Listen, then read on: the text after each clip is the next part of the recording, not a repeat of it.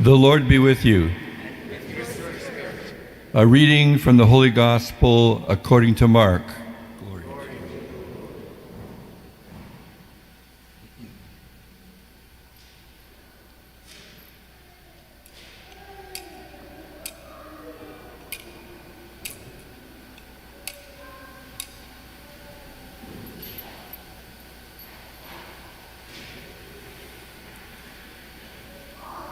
Jesus spoke to his disciples about the end which is to come.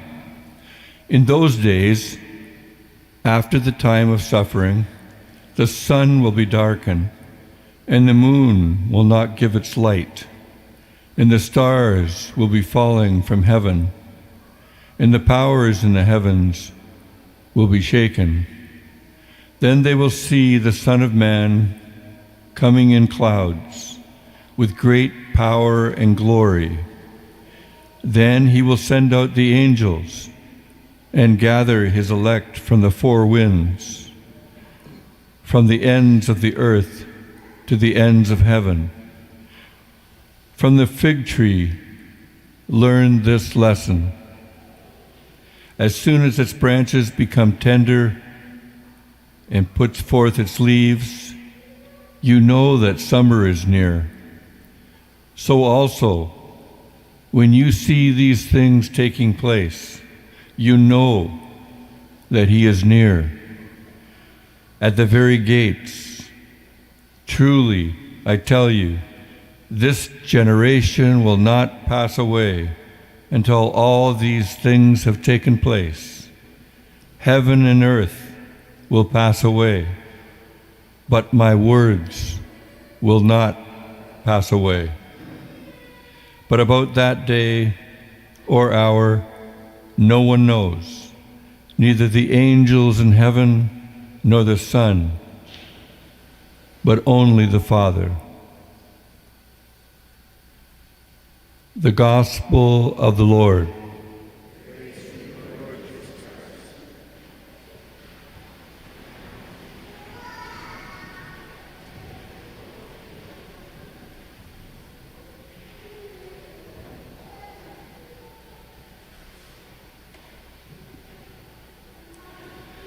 My dear brothers and sisters, next week we celebrate the feast of Christ the King, and then following that we begin our new year with Advent, which shows to us that this month of November is passing quickly enough.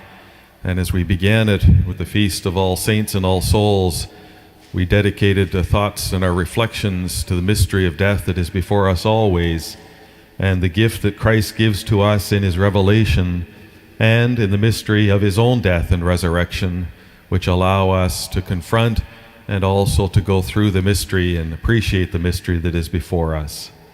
And next week will be full of the victory of Christ as Christ the King, the victory of Christ over all, and as we even hear in the gospel today, the hints of the fact that he will come with glory and power, and that even though the heavens and the earth, the things that we experience here, will never remain, his word will remain in eternity forever.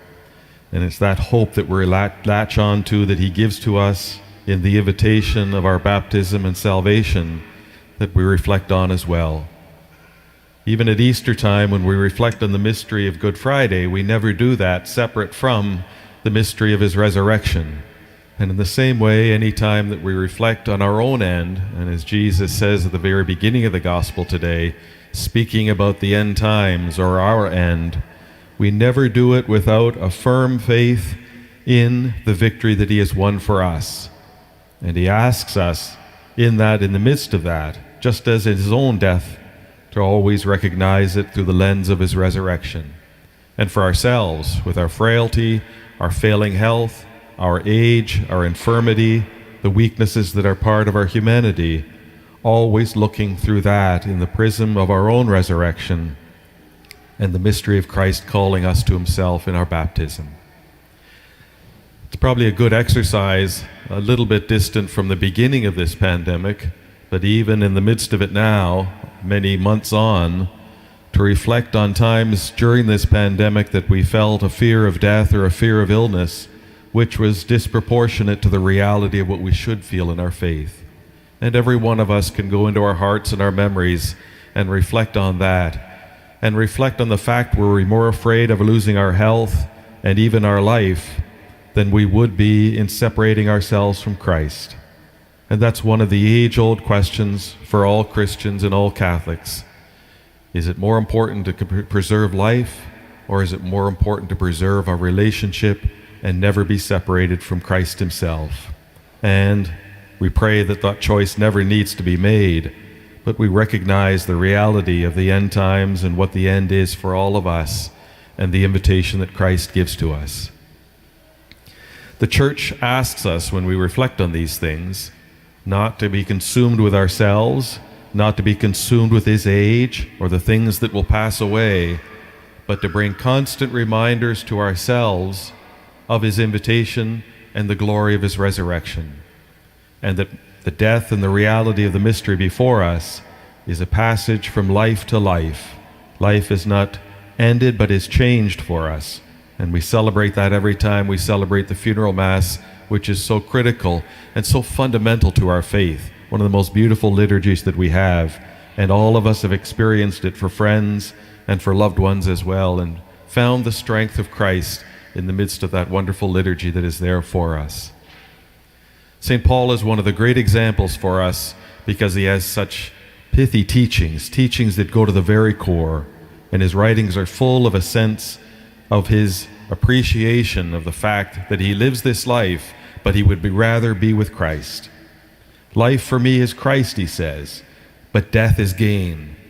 And it takes someone with the strength of Paul and his example, and also his giving of himself constantly, to reflect on that mystery that everything he has in this life is aimed towards Christ, and this life itself is Christ for him. But death is gain, because to be death is to be with Christ then for eternity. And you can see the faith and the hope that is there and strengthen him, and almost a lack of fear of death, even though he recognizes it within his body itself, which all of us do. And as we reflect on our experience of the pandemic, maybe at certain times we reacted too strongly to something. It's good for us to go back and to see that instinctive movement within us of self-preservation and a fear of illness or a fear of difficulty or a fear of death, and then to go through that with Christ, to recognize that we have already been baptized into his death. Sacramentally, we have died with him, not physically yet, but then our life becomes a fulfillment of our own baptism in allowing ourselves to die to Christ every day. And that is one of the signs of the great saints, always having before them the final end that Christ speaks of today. The final end of their life here, which will pass as the heavens and the earth will pass, but with Christ it will remain forever. And the more we reflect on that in the light of Christ's power and glory, and also the fact that we have already been baptized into his death and resurrection, we see the firm hope that is hope before us, and a hope that is not based on ourselves, but based on the power and the glory of Christ who will come to us. Let us experience, even if we have experienced in these months, and maybe at some time in the future, that fear that instinctively comes up from within us, also the power of Christ's resurrection.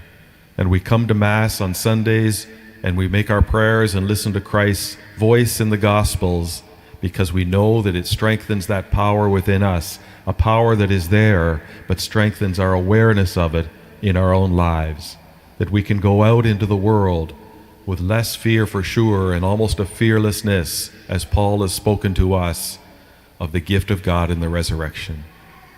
So many saints have reflected on this in poetic means and so many other ways, and have given us these strengths to carry on. St. Augustine was one of the great ones, speaking of death, personifying death. The moment it laid its hand and gripped on Jesus, it's lost its grip on me. Because Jesus, in giving himself to death, overcame death for all of us. Its power is gone forever. The moment the death put its grip on Jesus, it lost its grip on us. And to realize that as we reflect on that with the great saints in the past, how much they yearn for our presence with them in eternity, as Christ yearns for the same presence for us, even though he is there with us in the Eucharist today.